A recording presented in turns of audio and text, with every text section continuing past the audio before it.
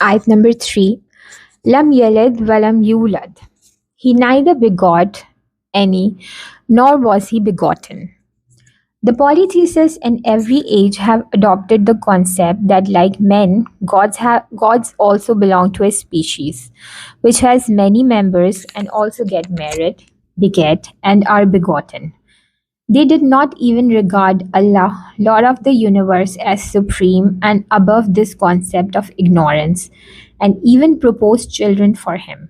Thus, the Arabian belief, as stated in the Quran, was that they regarded the angels as daughters of Allah. The prophetic communities, too, could not remain immune from this creed of paganism. They too adopted the creed of holding one saintly person or another as son of God. Two kinds of concepts have always been mixed up in these debasing superstitions. Some people thought that those whom they regarded as Allah's children were descended from him in the natural way, and some others claimed that the one whom they call son of God had been adopted by Allah himself as a son. Although they could not dare call anyone as, God forbid, Father of God, obviously human mind cannot remain immune against such a concept that God too should be regarded as a son of somebody, who it is conceived that he is not free from sex and procreation, and that he too, like men, is the kind of being which begets children and needs to adopt a son in case it is childless. That is why one of the questions asked of the Prophet, peace be upon him, was, what is the ancestry of Allah?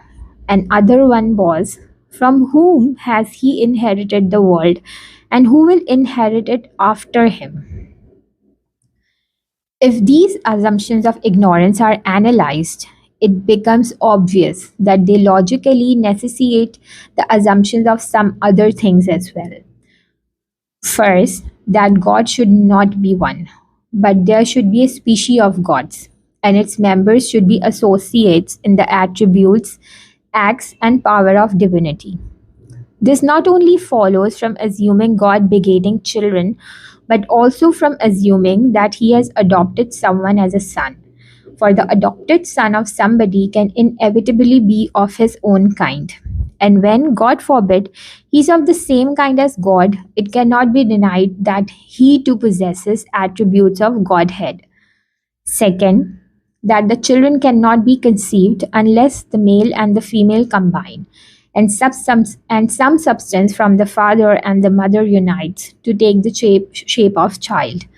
Therefore, the assumption that the God begets children necessitates that he should, God forbid, be a material and physical entity, should have a wife of his own species, and some substance should also from his issue from his body.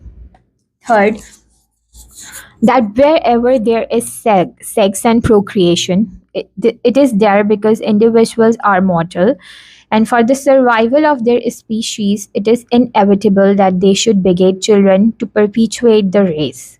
Therefore, the assumption that God begets children also necessitates that he should, God forbid, himself be mortal, and immortality should belong to the species of God, not the God himself.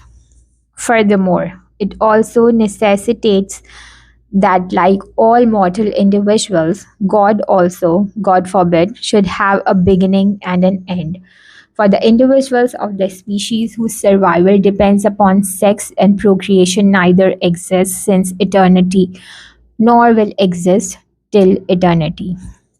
Fourth, the object of adopting someone as a son is that a childless person needs a helper in his lifetime and as in here after his death. Therefore, the supposition that Allah has adopted a son inevitably amounts to ascribing all those weaknesses to his sublime being, which characterize mortal man. Although all these assumptions are destroyed as soon as Allah is called and described as Ahad and As-Samad. Yet when it is said, neither has he an offspring, nor is he the offspring of another? There remains no room for any ambiguity in this regard. Then, since these concepts are the most potent factors of polytheism with regard to divine being, Allah has refuted them clearly and absolutely, not only in Surah Al Ikhlas, but has also reiterated this theme at different places in different ways so that people may understand the truth fully. For example, let us consider the following verses. Surah An-Nisa ayat 171. Allah is only one deity. He is far too exalted that he should have a son.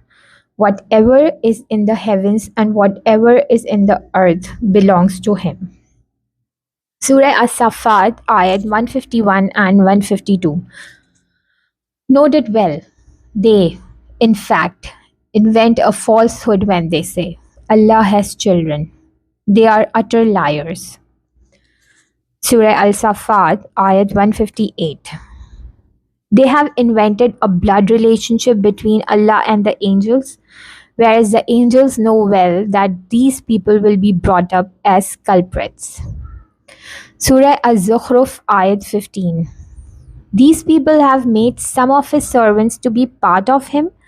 The fact is that man is manifestly ungrateful. Surah Al-An'am, ayat 100 and 101. Yet the people have set up the jinn as partners with Allah, whereas He is their creator.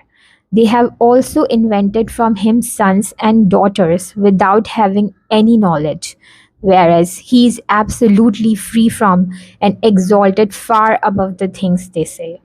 He is the originator of the heavens and the earth. How should He have a son when He has no consort? He has created each and everything. Surah Al-Anbiya, ayat 26. They say, the merciful has offspring.